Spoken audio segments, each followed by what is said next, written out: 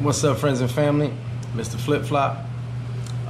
This particular video we got going on now is going to be transportation in the Dominican Republic. Okay, there's many methods of traveling around. Everybody doesn't know, so I'm gonna break it down to different methods of traveling. First, let me give a shout out to you guys. I appreciate the love. The channel's been growing up. Appreciate the support. I'm gonna continue to bring great content, great information. I'm glad everybody liked the Paradise Island, the Adventures with Flip video, one of my favorite videos, and I got more coming.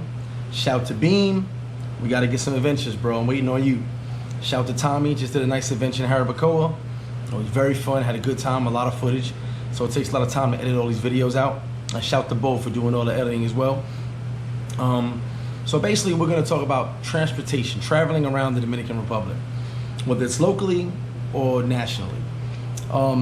First, we'll talk about driving real quick. If you want to drive, I feel driving is pretty dangerous, only because there's no real rules to the road. But I tell people, if you drive, just be a little careful.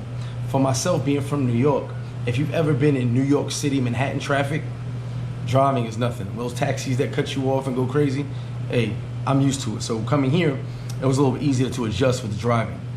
The roads are kind of bad. I tell people get Jeeps or small SUVs, because if you go low and if it rains, it floods quick. So with driving, you just want to be a little careful. I don't recommend it to everybody because it's you know, there's other things that go along with driving, getting accidents and such. But driving is a renting a car or whatever is a possibility, is an option. But I don't recommend it to everyone. That's my honest opinion. Now, so let's get into one thing to start off transportation: motorcycles. Now, one thing I will say is everybody thinks motos are dangerous. I myself have been in 2 moto accidents. One was a little, nothing major. Second one, I got a little concussion. I fell off the moto. Yes, it can be dangerous. 100% it can be. I don't recommend taking a moto anywhere unless it's locally in the local area. Those are the quickest ways to travel. Now, I have my main guys I deal with, my personal moto conchos. I don't deal with anyone else. So for me, it was more so find you a guy to trust that can drive around for you, drive you when I need to go. I only live a couple of minute walk down the block, but sometimes I'm in a rush. Sometimes I have to handle something, so I'll hop a moto real quick. Sometimes I'm being lazy as well. Okay, so motos. Now locally, these motos are used locally. You don't really want to take a moto a long distance. That's not safe. I've done it once. I've done it a few times out of necessity. I was just trying to go and then I rode with a friend, but I don't really recommend that. At the end of this video, there's a long moto ride for you guys to check out, just around the city of Sosua in the morning, so you guys can see the difference in the moto rides. So the moto prices, moto prices are anywhere from 30 pesos, 50 pesos, 60 pesos, 100 pesos, and 150 pesos, depending on, that's per person, depending on the distance and depending on what time of day it is. They try to charge a little more at night. Even the publicos, the taxis do the same thing. So it stays between that frame. From where I live to the bar is about, I pay 50 pesos. I can get away with paying 30. I paid 30 a couple times if I have change. But if I don't got change, ask somebody for 20 pesos change, that's gonna take forever. So for me, 50 pesos back and forth to my house. But like I said, that ride is really 30 pesos. Okay, so moto conchos, the motorcycles are really for local. You don't really want to take those long distances.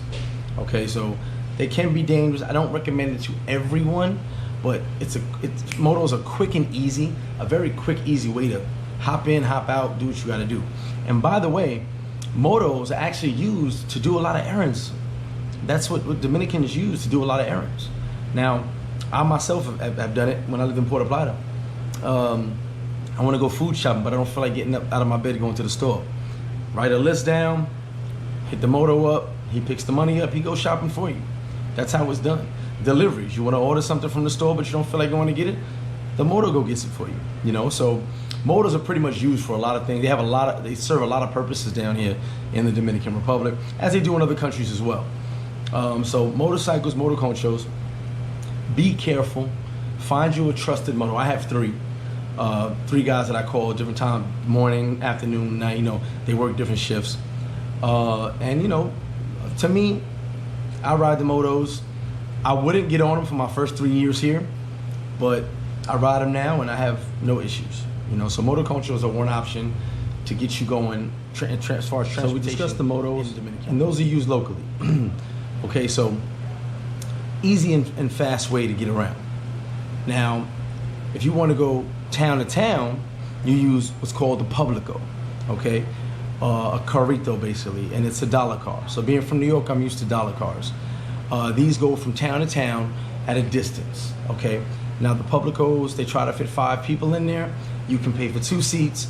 You can pay for the whole seat, back seat if you want, or you can pay for the entire car. Now a little tip, if you take a Publico and you don't want to use the Publico, and you want to use the Publico as a taxi, just a little tip, you can pay 500 to 600 pesos and rent the entire Publico, okay? That's just a little way to take the Publico without having people in it and not pay the extra amount for a taxi, okay?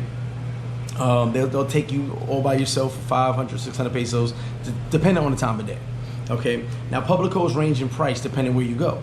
They start about 30 pesos, 50 pesos, 60 pesos, 100 and 150. Basically the same price level as the motos, but they go further, okay? You can go 4 towns over for about 40 pesos. You can go from Sosua to Puerto Plata for 50 pesos. They also add 10 pesos for their night routes. At night, everybody charges a little bit more because it's nighttime. Okay, so you'll pay 50 pesos in the daytime going from Sosua to Puerto Plata. Then you'll pay 60 pesos coming from Puerto Plata to Sosua at nighttime. Okay, so the Publico is town to town, and those vary in prices, but you go longer distances. And it's not that expensive. As I said, if you see the same scale as motos, but motos are local, and you're going a distance with the Publico, the Carrito, and you're paying less because you're going further distance. Okay, so also, along with the Publicos, you have the small guaguas, which from Queens, to those who know, are like dollar vans. Well, we have the Publico, which is like a dollar cab. The guagua, the small guagua, which is basically a small bus, is like our dollar vans back in Queens. You know, so the guagua is the same thing. It goes a distance. So with the guagua, same principles as the Carrito, it just fits more people in. Okay, whereas the Carrito is a car, the guagua is a bus, a mini bus, okay? And those have the same prices as the Publico, maybe a couple pesos cheaper here and there, same thing, depending on the distance, because you're going from town to town. So 30 pesos, 50, 60, 100, 150, and so on. It all depends on where you're going. That's what they judge the prices by. Each place you go has a set price. So if you're going from Sosua to Montellano, that's a set price. Sosua to Puerto Plata, that's a set price. Sosua to Cangrejo, that's also a set price. You know, so the guaguas and the Publicos are interchangeable with the towns. Some of them go further, some of them go a little bit less, and then you have to get into another one which goes further out. Case in point, give you an example.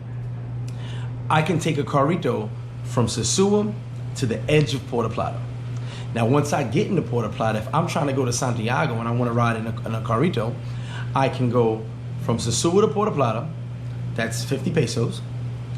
Then, at the last stop in Puerto Plata, there's another Carrito stand which takes me either to Santiago or to Navarrete, because it splits. So I can take another Carrito where that one ends and keep going. So they're basically interchangeable all around the country, and it depends where you're going. The guaguas as well. The guagua gets to the last stop, and then you can get in another one which is going a further distance. Okay, so that's how they keep the transportation moving around in this country. Everyone has their set routes, and you go that one route, then you go to the next route.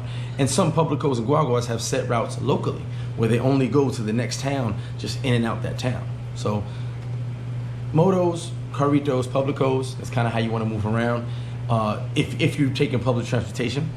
And it's easy and cheap, you know, easy way to get around. When I take public transportation, I either pay for 3 seats or 2. I'm kind of big. Those cars are kind of tight sometimes, so I like my space. Most of those guaguas and publicos are usually 2 to 4 towns over. So you'll go from town to town to town. And as long as you know where you're going, you tell the driver where you're going, they let you out in that area. Okay, so next up is the bus system. Okay, let me see. Okay, the large buses. Now this is Metro. I have a video of Metro in this video. This is also Caribbean Tours. There's also a smaller company named Cibao Tours. Cibao. Okay, they're a smaller bus company, not as many buses, but they also take those same routes, and they kind of stop a little bit more than Metro and Caribbean does. For Metro and Caribbean, their route was specific, meaning they only stop in the major cities. Sosua, Puerto Plata, Santiago, Santo Domingo, and every city after that, but the major cities. They don't make pit stops in smaller cities. Okay, you have like La Vega has a small stop for Caribbean Tours, but it's one small stop, and only every other bus stops there. So if you're traveling across the country, you want a little bit of relaxation, those are our Greyhounds. When we have Greyhounds in the States, Metro and Caribbean Tours and Cibao are their Greyhound. You go from one side of the country to the other. Same thing. Most of these buses stop in Santo Domingo. Then in Santo Domingo, you get another large bus and go to that location, or you hop in a smaller guagua and go to the location further out that you're trying to reach. Excuse me. So the public transportation system is cool because there's not one place you can't go. There's always a Publico or a small guagua going to a larger bus, or a larger bus going to a main city where you can get a Publico, guagua, or even a taxi. Taxis are pretty cheap around the country. And sometimes they try to make you share a taxi because, the taxi's only 300 pesos, but how about we take 2 other people, I can make some money. It's like that. But you can move around this country pretty easily through public transportation. You just have to know where you're going and know your route. Let me see. Like I said, most of this is same as New York. If any New Yorkers, we have dollar cars, dollar vans. Now taxis are a little bit more expensive. Taxis are also route specific based on where you're going. A taxi will charge you a certain amount based on, from here to here. Most taxi stands have a set list on their wall if you step inside the taxi stand. But you can also work things out with a taxi as far as saying, hey, I need you for a couple of days, and they'll work out a fee with you. So enjoy the video after this. I have a video of my motor concho ride through Sosua. Also, I stop in Metro to pick up a ticket so I can go to Jarabacoa. But the public transportation system is motoconchos, motorcycles, Publico Carritos, Carrito Publico, which are dollar cars basically. The guaguas, the small guaguas, those are basically dollar vans. And those, as I said, they interchange throughout every town. And then you have the larger buses, which is Metro, Caribbean Express, and Cibao. Those go from large city to large city. Now Cibao, if you ever catch a Cibao, they make stops throughout every town. That's just how their company does. They are the opposite of Metro and Caribbean because they start in the main cities, but they'll stop in the smaller towns. They're an option if you want to ride quick, but you want to stop at exactly your block or exactly your area. So they do that. Okay, so I hope you guys enjoyed the video. Stay tuned for the ride around Sosua, and I appreciate everyone, man. And I'm glad you guys enjoy my videos and the content. I have a lot more coming, and so you guys stay tuned. All right.